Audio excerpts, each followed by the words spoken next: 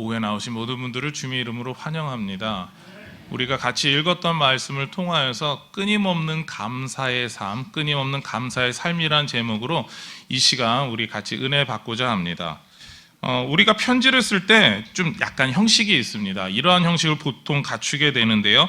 받느니, 그리고 안부 인사, 내용 마지막 이사 보내느니입니다.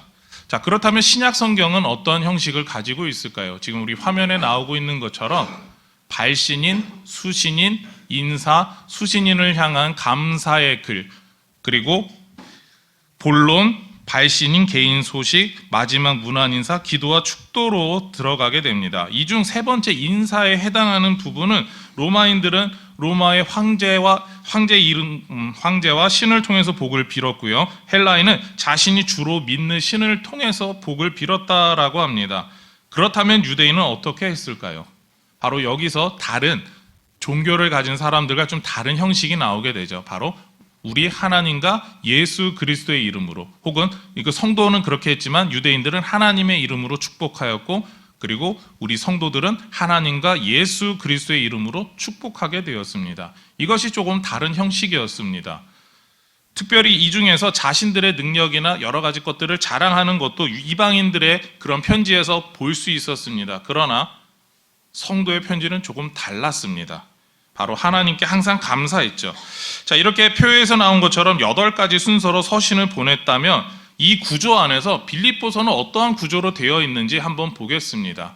우리 다음 화면을 지금 보여주시고 있는데요. 발신인은 1장 1절에 나오고 있습니다. 바로 바울과 디모데가 보낸다라는 것이죠. 수신인은 1장 1절에 또한 동일하게 나오는데 빌립보의 모든 교회와 그 모든 교회에 속한 성도들에게 보내고 있습니다. 교회 지도자들까지 포함해서 모든 분들이 다 받아보시기를 바란다라는 거죠. 그리고 또한 인사말로 하나님의 예수님의 은혜와 평강을 선포하고 있습니다. 그리고 건너가서 이제 저희 마지막 문안 인사 부분, 바로 4장 21절 그 지역까지 넘어가게 되면은 조금 이제 다른 내용이 나오게 됩니다. 뭐냐면은 이 마지막 문안 인사에서 바울은 보통 자신의 마지막 문안 인사만 드리는 게 아니라 자신과 지금 함께 하고 있고 동역하고 있는 사람들 중에서 편지를 받는 그 교회와 관련이 있는 사람들의 이름을 전부 언급합니다. 그곳이 고향이든지 그곳에서 사역을 했었든지 같이 하나님의 복음을 전했던 사람이든지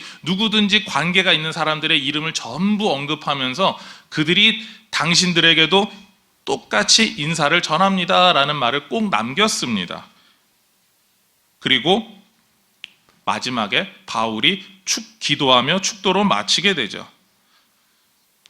바울의 이런 서신서를 보게 되면은 조금 특징이 있었습니다. 그건 뭐냐면 바울이 안질로 고생을 해서 전부 다 자신이 직접 쓰진 않았습니다. 물론 그 당시에 사람들이 이 편지를 쓸 때 다른 사람들이 조금 더 글씨를 잘 쓰는 사람이 대신 써주는 것이 그 당시 유행이었다라고 합니다. 바울도 마찬가지로 그렇게 하였다라고 하는 것보다 눈이 안 좋았기 때문에 다른 사람이 주로 써주었습니다. 아마도 사람들이 이야기를 할 때, 많은 학자들이 판단할 때 의사였던 누가가 그 일을 대신했을 것이다 라고 이야기를 하죠.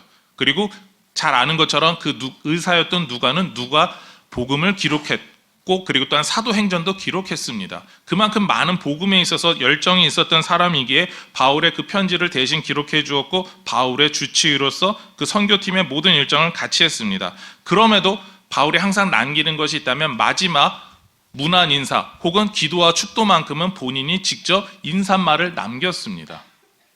자신의 글씨를 직접 써서 편지를 보냈다라는 것이죠. 바울 자신이 이 모든 내용을 직접 이야기했고 그것을 받아 적었으며 편지를 보냈다라는 것을 증명하기 위해서입니다. 네, 오늘 우리가 읽은 말씀은 수신자를 향한 감사의 글의 네 번째 나오는 바로 그 글에 해당하게 됩니다. 바로 1장 3절부터 11절 말씀이죠. 바울이 빌립보 교회 성도들에게 감사하고 있는 말이 있죠. 네, 이제 화면은 이제 조금 치워주시고요. 네, 여러분은 바울이 그렇게 오늘 우리가 같이 말씀을 읽었지만 바울이 정말 빌립보 교회 성도들에게 감사하고 있다라고 생각이 드십니까? 그 바울의 마음이 느껴지시는지요? 바울이 빌립보 교회 성도들을 향한 감사를 표현하는 이 편지를 우리도 가끔 받아볼 수 있습니다.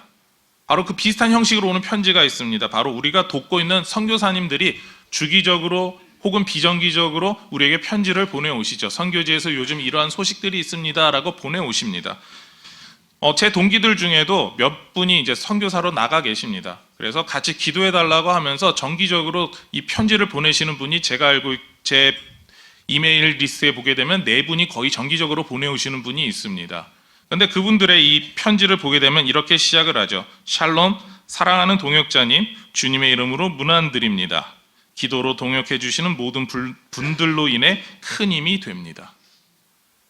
이 비슷한 내용의 문구가 그 4분이 그리고 또한 편지를 보낼 때마다 비슷한 형식으로 항상 오게 됨을 보게 됩니다. 우리가 돕고 있는 일이 작다고 해도 선교지에서 큰 역사를 이루기 때문이죠. 또한 마찬가지로 얼마나 하나님께서 하시는 일 그리고 또한 같이 동역하는 일이 귀중한지에 대해서 그 편지의 이 첫 문구부터 느껴지게 합니다. 오늘 말씀을 통해서 바울이 빌립보 교회 성도들에게 감사한 내용을 살펴보겠습니다. 그리고 바울이 하는 그 감사를 통해서 우리에게 도전해 주시는 내용도 우리 한번 같이 보려고 합니다.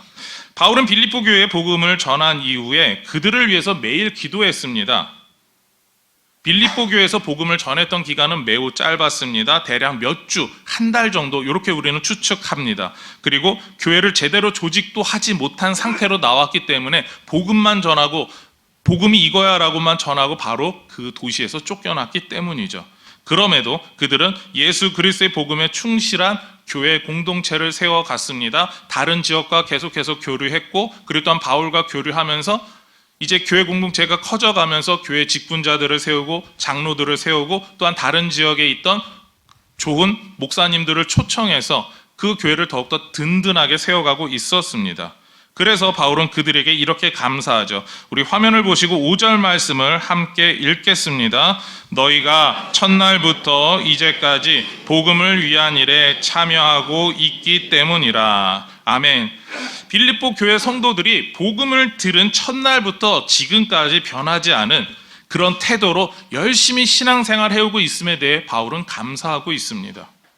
성경에 대해서 전혀 들어보지도 못했던 사람들이 예수님이 누구신지에 대해서 듣지도 못했던 사람들이 정말 오직 우상만 섬기는 걸 알았던 그 모든 사람들이 빌립보 지역을 변화시키고 있는 위대한 성도들이 되었기 때문이죠.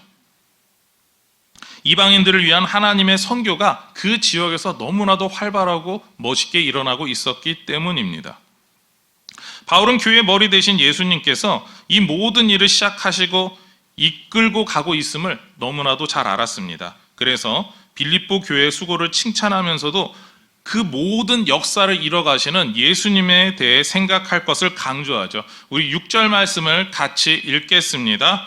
너희 안에서 착한 일을 시작하신 이가 그리스도 예수의 날까지 이루실 줄을 우리는 확신하노라. 아멘. 바울은 모든 빌립보 교회 성도들이 하나님과 예수님께 감사하기를 원했습니다.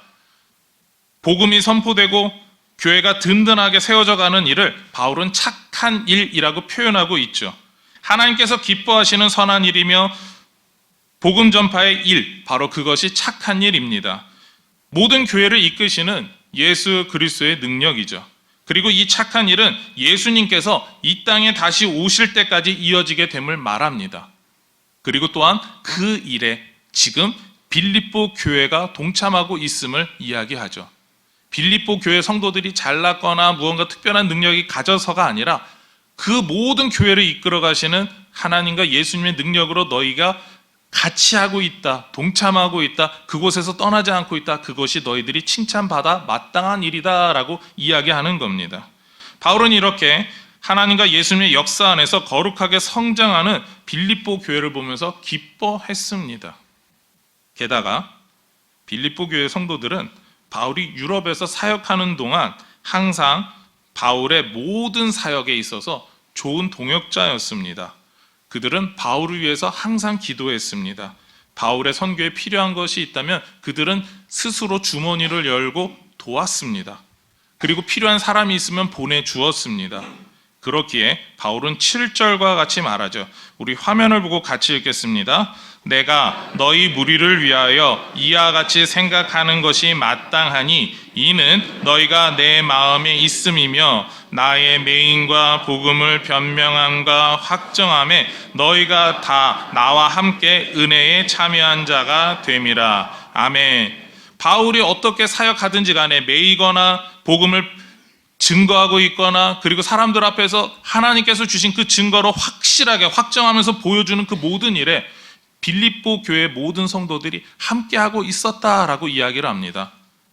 그리고 그 모든 것에 대해서 항상 마음에 품고 있었기 때문에 너희는 나의 사역에 같이 동참하고 있다라고 바울은 강조하고 있죠. 특별히 바울이 감옥에 갇혔다라고 이야기를 하는데 이것은 빌립보 감옥에 갇혔던 것만을 의미하지 않습니다. 바울이 여러 사역을 하면서 여러 지역 가운데 갇혔을 때가 있습니다. 그 모든 것을 같이 포함하고 있습니다. 그 모든 핍박 기간에도 변하지 않고 빌립보 교회 성도들은 바울을 도왔습니다. 그래서 9절에서는요, 예수 그리스도의 심장으로 사모한다라고 이야기하면서 빌립보 교회 성도들을 사랑하고 있습니다. 이에 대해 메시지 성경은 그리스도께서 생각하시는 것만큼이나 절절히 여러분을 생각한다라고 이야기하면서 그들을 향한 사랑, 그들이 얼마나 바울의 사역에 있어서 귀중한 사람들인지 표현하고 있습니다. 바울이 표현하는 이 사랑은요, 예수님께서 빌립보 교회를 사랑하시듯 자신도 빌립보 교회를 사랑한다라고 이야기를 합니다. 물론 예수님만큼 예수님과 동일하게 혹은 예수님보다 더 빌립보 교회를 사랑한다는 이야기가 아닙니다. 예수님께서 빌립보 교회를 사랑하시는 그 모습 그대로 그 열정처럼 나도 동일하게 사랑하고 있다라고 이야기하는 거죠. 바울은 빌립보 교회를 향한 감사를 표현하면서 그들을 사랑한다라고 말하고 있습니다. 연예인들이 시상식 때 이렇게 이야기합니다. 자신이 지금과 같은 자리에 이렇게 수상할 수 있는 자리에 설 수 있게 도와주신 많은 분들이 있다라고 말하죠. 부모님, 배우자, 자녀, 친구, 매니저, 동료 연예인들을 언급하며 감사하다라고 말합니다. 그리고 그 모든 분들을 사랑한다라고 이야기를 하죠. 우리가 보일 수 있는 최고의 감사의 표현은 어쩌면 사랑한다가 아닐까 생각됩니다. 우리도 감사의 말을 표현할 때 누군가에게 사랑한다라고 말할 수 있습니다. 특히 우리를 사랑하고 지금도 기도해주고 계시는 우리 부모님한테 그렇게 표현할 수 있습니다. 우리 배우자에게도 마찬가지로 그렇게 표현할 수가 있습니다. 그 외에도 우리는 여러 기도의 동역자들이 있습니다. 그래서 그분들과 만났을 때 아유 너무 고마워 정도가 아니라 때때로는 우리는 너무 사랑해 막 이런 이야기를 하기도 합니다. 이 시간 한번 그렇다면 우리의 그런 마음을 한번 표현해 볼까요? 이 시간 우리 앞뒤 좌우에 계신 분들에게 감사의 마음을 담아서 우리 사랑한다고 한번 해볼까요? 사랑합니다. 사랑합니다. 네. 네. 어쩌면 이렇게 얼굴이 환하신지 모르겠습니다. 네. 자, 우리가 감사의 마음을 표현한다라고 생각하니까 그냥 아유 사랑합니다 이 정도가 아니라 그냥 얼굴이 막 환해지시는데 예, 제가 이 앞에서 섰을 때 가장 환했던 모습인 것 같습니다. 어쩌면 그것이 바로 우리가 이 자리에 있는 우리 인천중앙교회 모든 성도들을 향해서 이 공동체를 향해서 그리고 또한 그분들이 나의 동역자이고 우리가 또한 서로 사랑하는 사람이다라고 하는 그 감정을 같이 공유하고 있기 때문일 것입니다. 그렇다면 바울은 빌립보 교회 성도를 사랑한다라고 하면서 어떻게 표현했을까요? 9절 말씀을 우리 한번 같이 읽겠습니다. 내가 기도하노라 너희 사랑을 지식과 모든 총명으로 점점 더 풍성하게 하사. 아멘. 9절 처음에 보게 되면 바울이 이렇게 이야기하죠. 내가 기도하노라 라고 말합니다. 9절서부터 11절까지의 내용은요 바로 이 내가 기도하노라에 대한 이 말에 이어지는 표현들입니다. 내가 기도하노라라고 하는 이 말은요 내가 지금도 이렇게 기도하고 있습니다 라는 표현입니다. 내가 지금 현재 당신들에게 편지를 쓰는 지금 이때 그리고 당신들이 이 편지를 받아봤을 때에도 동일하게 이런 내용으로 기도합니다 라고 이야기합니다. 그것이 바로 9절에 나온 것처럼 너희 사랑을 지식과 모든 총명으로 점점 더 풍성하게 하사라고 하는 게 바로 첫 번째 기도이죠. 그렇습니다. 먼저 9절에서는요, 이렇게 풍성한 사랑을 위해서 바울은 기도합니다. 우리가 사랑을 이야기할 때, 다른 사람에게 사랑한다라고 이야기할 때 내 감정에 충실해서 이야기할 때가 참 많습니다. 내가 사랑한다고 느끼니까, 내가 그렇게 생각하니까, 혹은 그 사람을 봤을 때 가지고 있는 두근거림 때문에 내가 그 사람을 사랑합니다라고 말합니다. 그렇지만 바울이 이야기하는 사랑은 조금 다릅니다.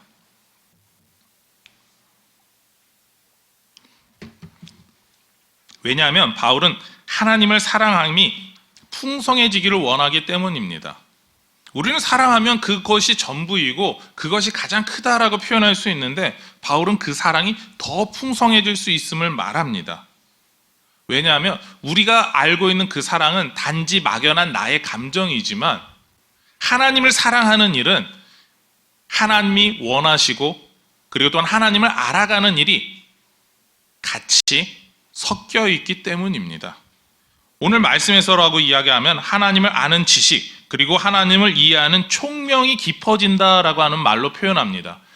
그러니까 하나님을 아는 그 사랑이 풍성해진다라고 하는 것은 우리가 하나님을 더 알아가야 되고요, 하나님을 아는 만큼 더 사랑할 수 있다는 말이 되겠죠. 또한 우리가 하나님을 이해하는 총명이 있어야 된다라고 하는 말은 우리가 하나님에 대해서 더 이해하고 이해할수록 하나님을 더 깊이 사랑할 수 있다라는 말입니다.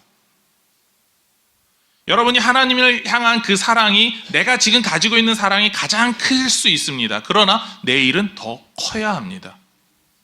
바로 그 이야기를 하고 있는 거죠.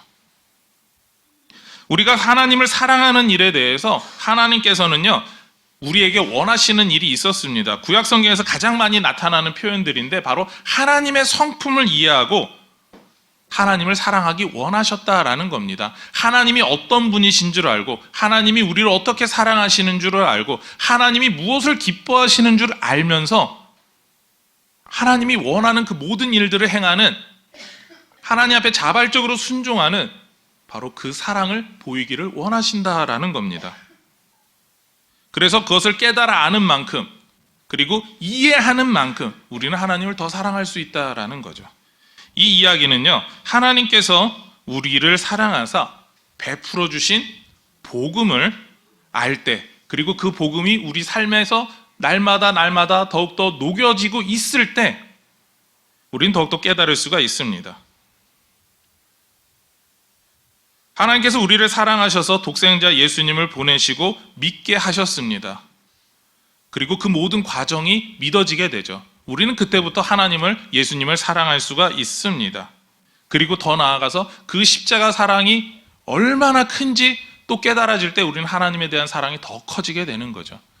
여러분들이 신앙생활 하면서 하나님의 은혜다, 하나님의 은혜였어요, 하나님이 나를 이렇게 사랑하세요 라고 하면서 우리는 조금씩 더 많이, 그리고 더 깊이 하나님에 대해서 알아가게 됩니다. 그럼 그만큼 우리는 더 하나님을 사랑하게 되는 거죠. 바로 그것이 풍성하게 되는 겁니다. 바울은 복음에 대한 바른 이해를 통해 하나님을 사랑함이 중요하기에, 또한 그렇게 할 수 있기에 빌립보 교회 성도들을 위해서 그렇게 나는 기도하고 있습니다 라고 말합니다. 두 번째는요, 선함을 분별하기 위해서 바울은 기도하고 있습니다. 우리 10절 말씀을 화면을 보고 같이 읽겠습니다. 너희로 지극히 선한 것을 분별하며 또 진실하여 허물 없이 그리스도의 날까지 이르고. 아멘. 10절 말씀에 나오는 선한 것은요, 더 우월한 것 혹은 더 가치 있는 것을 뜻하는 말입니다. 하나님의 일과 세상의 일, 교회의 덕을 세우는 일과 자신의 입속을 챙기는 일 중 무엇이 더 귀중한 일이냐라고 이야기했을 때 우리는 하나님의 것, 그리고 교회의 덕을 세우는 것, 이것이 더 중요한 거 아니겠습니까? 라고 결론을 쉽게 내립니다. 바로 그것이 선한 것이다 라고 오늘 말씀은 이야기하고 있는 겁니다. 게다가 허물이 없어야 한다라고 이야기를 합니다. 허물이다라고 하면 우리는 보통 그 사람이 뭐 실수했구나, 잘못했구나, 요 정도로 이야기를 합니다. 그러나 이 허물이 없다라고 하는 말은요, 단순히 그 사람이 실수한 일이 아니라 그 사람이 실수한 일 때문에 다른 사람도 넘어지게 하는 겁니다. 영어로는요, 스캔들을 뜻하는 말이 원어입니다. 스캔들이 났을 때 우리는 어떻습니까? 무슨 스캔들이다, 뭐 화이트게이트 사건이다, 뭐 최근에도 뭐 여러 가지 많은 스캔들이 있었는데 그런 사건들이 일어나면 우리는 어떻습니까? 우리만 힘듭니까? 그 스캔들을 일으킨 사람만 힘든 게 아니라 주변에 많은 사람들이 힘듭니다. 사회적으로, 국가적으로 문제가 생깁니다. 바로 그것이 스캔들입니다. 그리고 이것이 바로 오늘 말씀에서 나오는 허물이다라고 이야기를 하는 거죠. 그래서 우리 믿음에 대해 회의적인 생각도 갖게 됩니다. 특히 성도가 이런 허물을 보였을 때 세상이 막 저 사람이 교회 다니는 사람이야, 예수 믿는 사람이야, 막 이렇게 손가락질 하게 되면 우리는 어떻습니까? 세상 사람들도 상처 입었지만 우리 믿는 사람들조차도 상처를 입었습니다. 그 일에 대해서 우리는 어떻게 반응해야 합니까? 바로 그런 표현이, 이 허물이 없다라고 하는 것은 누구에게도, 어떤 사람에게도, 믿는 사람이든 믿지 않는 사람이든 그 사람들로 하여금 우리 복음에 대해서 욕먹지 않게 행동하라라고 하는 말입니다. 우리는 종종 교회 일에 최선을 다할 때가 있습니다. 어떤 분은 종종이라고 해서 조금 기분 나쁘실 수가 있습니다. 난 항상 교회 일에 최선을 다합니다. 이 말을 오히려 더 좋아하시는 분들이 있을 겁니다. 그런데 어떤 분들은 교회를 너무 열심히 하셔서 가정의 일이나 회사의 일을 제대로 하시지 못하는 분들이 있습니다. 그렇게 사는 삶을 하나님께서 기뻐하실까요? 예전에는요, 뭐 50년대, 60년대는 교회를 그렇게 열심히 하신다 그러면 참 정말 대단한 분이다라고 했습니다. 그런데 오늘날에는 어떻습니까? 교회 일 때문에 회사 일에 펑크를 냈습니다. 회사에 안 갔습니다. 그것도 아무런 이야기도 하지 않고 안 갔습니다. 그럼 회사에서 기뻐할까요? 회사에서 기뻐할 겁니다. 왜냐하면 저 사람 자를 수 있다 이러면서 기뻐할 겁니다. 근데 그것이 우리 성도의 바른 삶이라고 이야기할 수 있을까요? 예, 그렇게 말할 수 없습니다. 바로 오늘 이야기하는 거는요, 우리가 살고 있는 그 어떤 곳에든지 우리의 모든 일상을 살아가는 곳에서 우리는 하나님의 거룩한 성도답게 살아가야 된다라고 하는 이야기를 하고 있는 겁니다. 교회 안에서, 교회 밖에서, 가정에서, 회사에서 여러분들이 만나는 모든 사람들과의 관계 속에서 여러분의 모습을 보면서 복음이 보여야 되고요, 하나님이 보여야 되고요, 그리고 또한 예수가 증거되어야 합니다. 이것이 바로 오늘 말씀에 나온 것처럼 바로 선한 것이며 그리고 또한 허물 없이 사는 겁니다.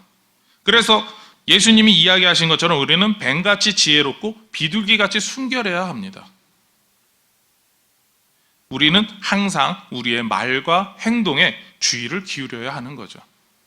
그렇습니다. 바울은 빌립보 교회 성도들이 더 귀중한 일을 하면서 하나님 나라의 일을 하면서도 다른 사람들이 시험에 들지 않게 하는 삶의 태도를 요청하고 있는 거죠. 그리고 그것 때문에 나는 지금 기도하고 있습니다 라고 말합니다. 세 번째로 의의 열매가 가득하기를 위해서 바울은 기도합니다. 11절 말씀을 같이 읽겠습니다. 예수 그리스도로 말미암아 의의 열매가 가득하여 하나님의 영광과 찬송이 되기를 원하노라. 아멘. 바울은 빌립보 교회 성도들이 예수 그리스도와 함께하는 삶을 통해서 삶에서 하나님께서 기뻐하시는 열매가 맺히기를 바랍니다.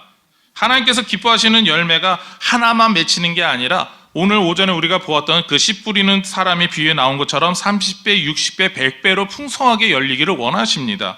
특별히 여기서 말하는 의의 열매다라고 한다면 우리는 뭐 거룩한 거겠구나, 아니면 하나님 말씀 앞에서 이 정의의 그 열매를 맺어야 되겠구나라고 이야기를 하지만 이것을 조금 더 원어적으로 가깝게 본다면 구원의 열매라고 이야기하는 것이 더 자연스럽습니다.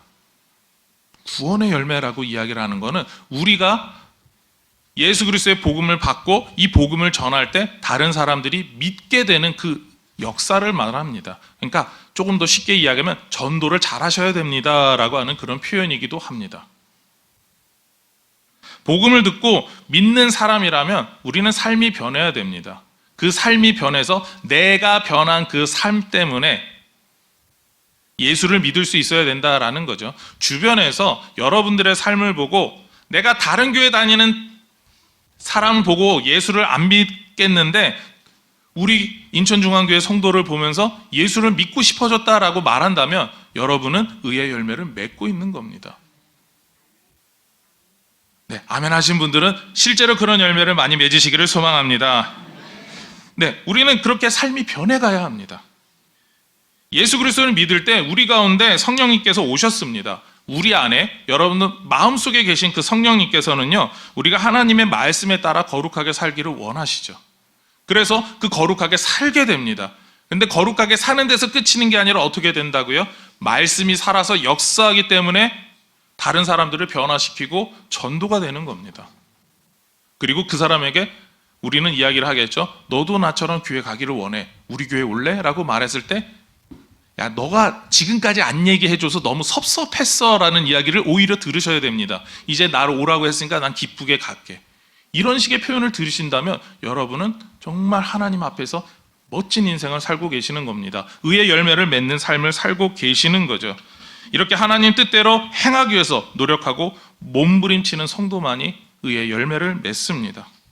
바울은 이에 대해서 잘 알았기에 빌립보 교회 성도들이 정말 그 이방인들이 가득한 그 지역에서 의의 열매를 맺으며 예수 그리스도의 그 복음을 전하기를 원했습니다. 그리고 그것 때문에 기도했습니다. 여러분의 삶은 어떠십니까? 바울이 감사하는 내용은 상당히 단순합니다.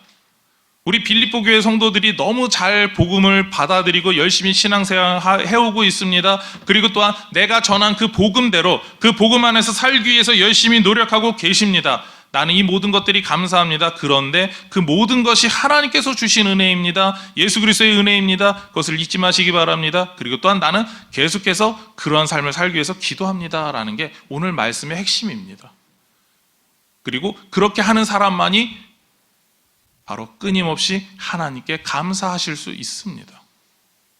여러분, 하나님 앞에 감사하는 제목이 무엇인가요? 우리가 감사하는 제목은 하나님께 무엇을 받았기 때문에라고 우리는 말합니다. 그러나 바울이 이야기하는 감사의 제목은 끊임없이 해야 되는 감사는 바로 우리가 하나님 앞에서 거룩하게 살아가는 삶을 사는 성도라는 그 삶을 제대로 사는 거고요. 나뿐만 아니라 우리 주변에 같이 계신 분들이 그렇게 거룩하게 살고 계시는 것을 보여주는 겁니다. 그것이 우리가 끊임없이 감사할 수 있는 그런 감사의 삶을 사는 모습이다라는 거죠. 오늘 말씀을 정리합니다. 바울은 자신의 사역에 항상 힘써주고 동역한 빌립보 교회 성도들에게 감사를 표현합니다. 그들을 위해서 사랑하고 있음을 강조하죠. 무엇보다 하나님 앞에서 바울은 기도하고 있습니다. 그렇게 본다면 성도의 삶에서 가장 감사의 표현을 시작하는 시작은 바로 기도라고 말할 수 있습니다. 여러분 얼마나 기도하고 계십니까? 하나님께 이미 받은 사랑을 누군가에게 나눠주는 일, 그 일을 위해서 우리는 기도해야 합니다. 하나님의 은혜를 풍성히 나눠주기 위해서도 기도해야 합니다. 이렇게 기도할 때 우리는 끊임없는 감사의 삶을 살 수 있습니다.